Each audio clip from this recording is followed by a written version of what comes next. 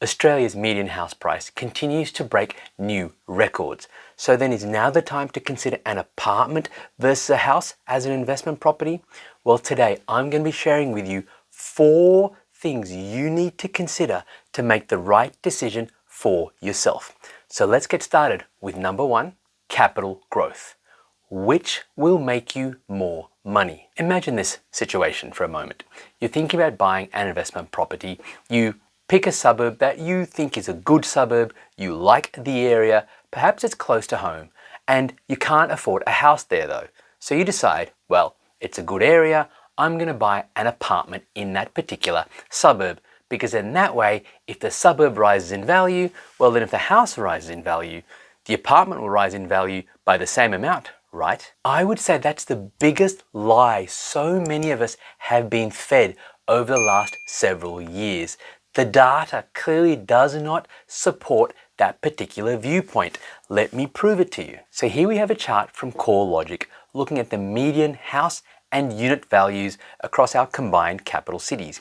What you can see is the orange line is tracking the median price of units. And you can see it's been rising, yes, steadily so. But then the black line tracks the median price of houses. And you can see it's also been rising.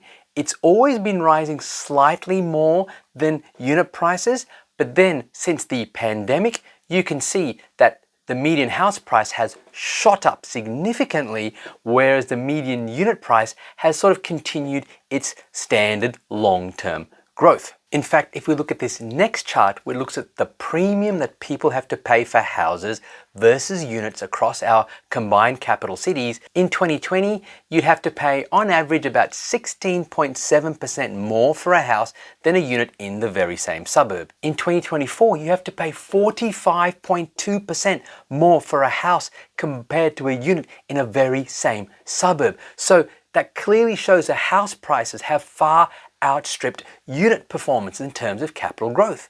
But then you might be thinking, yeah, but Nero, isn't that really just since the pandemic?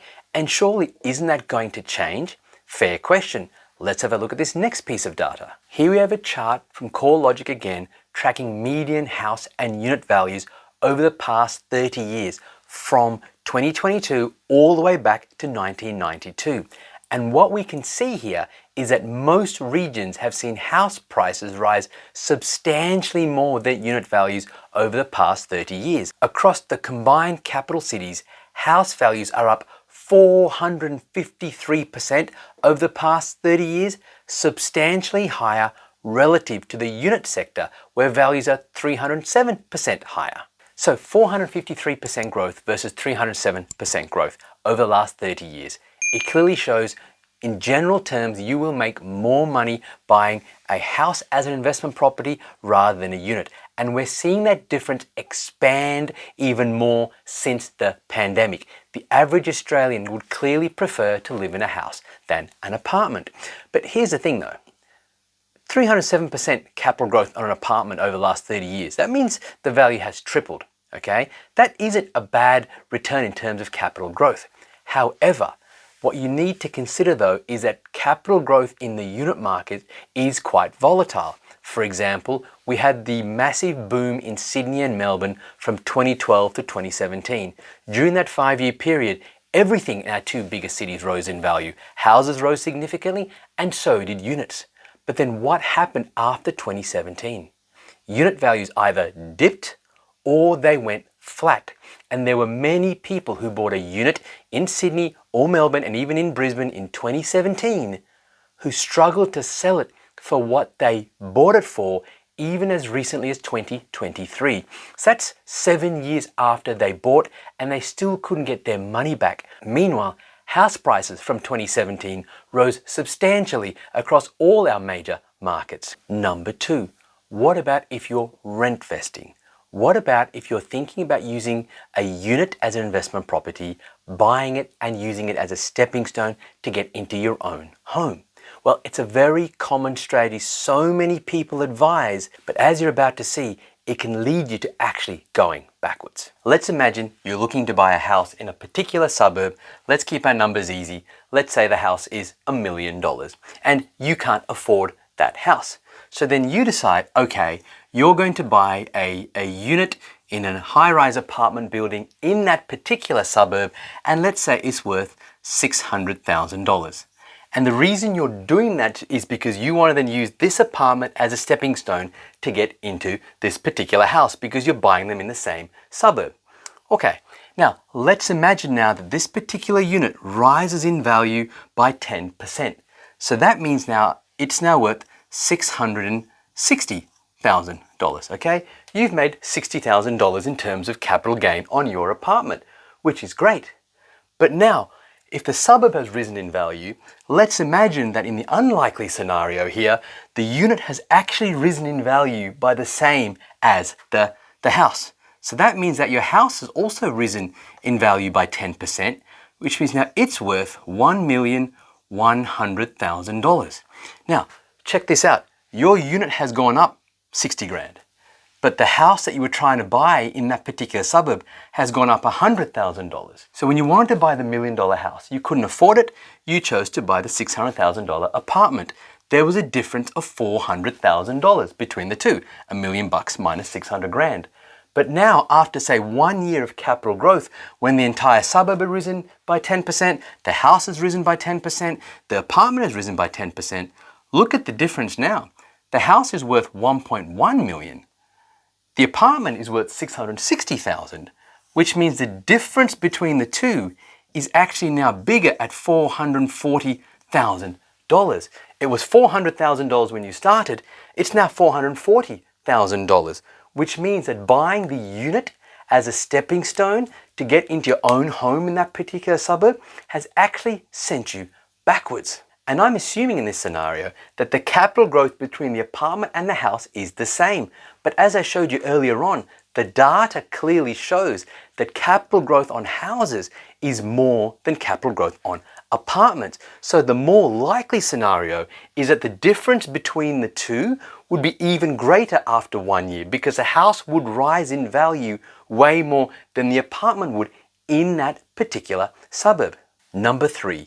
Units are generally riskier than houses, and in at least 2 ways. First of all, many people buy units as an investment property by buying them as off the plan, so they're not yet built yet. The person selling them the apartment may sell it to them because it's better for tax purposes or because they can make a big profit because they can buy the apartment now.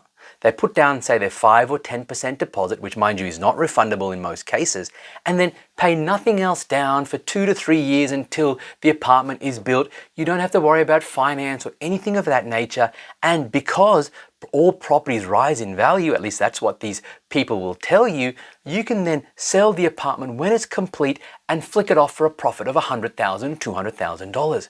The problem is then they go and deliver that exact same speech to every single other person who they sell a particular unit to. And what happens? You have so many people who are then thinking that they're going to make a lot of money on these apartments by flicking them off. And then all these apartments hit the market and they find that they can't sell them at the price that they wanted to. In many cases, the value of the apartment is worth less than they paid for it by the time it's completed. So definitely it's quite speculative. The other thing though is that with apartments, it's easy to increase supply, okay? The moment we see unit prices rise in value by enough, you will then see developers jumping on board because there's enough profit there for them to build apartments. The problem for you is that capital growth ultimately comes down to demand over supply. And if you're buying a particular type of property, in this case a unit, where they can very easily increase supply, you're not going to make as much capital growth. That's a big part of the reason why the data from all the way back to 1992 showed you that houses outperform units, okay? But then it's not just in terms of the capital growth and the fact that you can't really have a lot of confidence in how much money you're going to make off the property. The other thing is the construction side of things. Okay, when you buy a house, you can at least get a pest and building inspection done. You can see what's going on with the house. It's between you and the seller. But when you buy a unit as part of, say, a large strata complex, you have no control over what's going on in any of the other units. You have no control over are there any construction issues, and we've seen time and time again over the last few years many poor apartment owners buying apartments and then finding out that there were massive structural issues which they could not uncover, either because they bought the property off the plan or because the issues were not with their apartment but somewhere else in the building, but it still affected them. So the risk associated with buying an apartment as an investment property is much higher than when you buy a freestanding house. Number 4, many investors are misled to believing that units provide better cash flow than houses. It's apparently down to a better yield, and that's how it's sold, at least initially on paper. But there's 2 things you need to consider.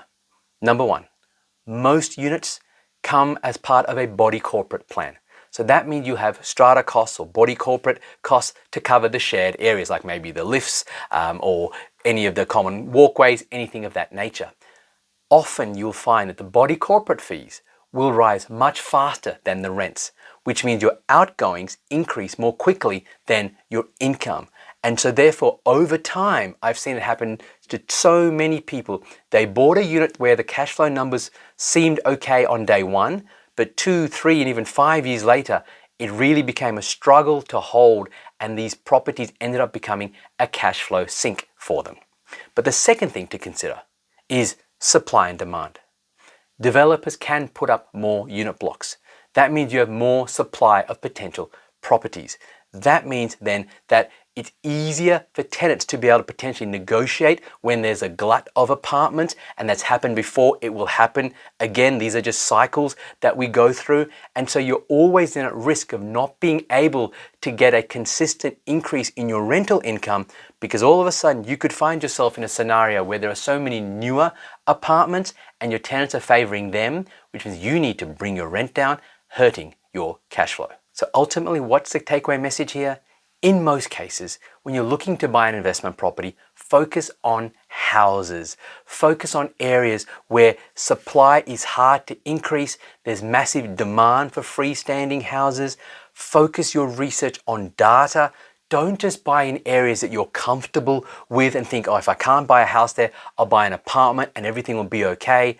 As I've showed you, that's actually a recipe for financial disaster.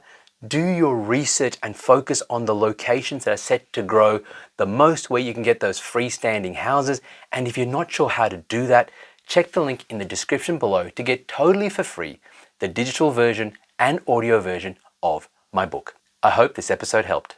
I'll speak to you next time.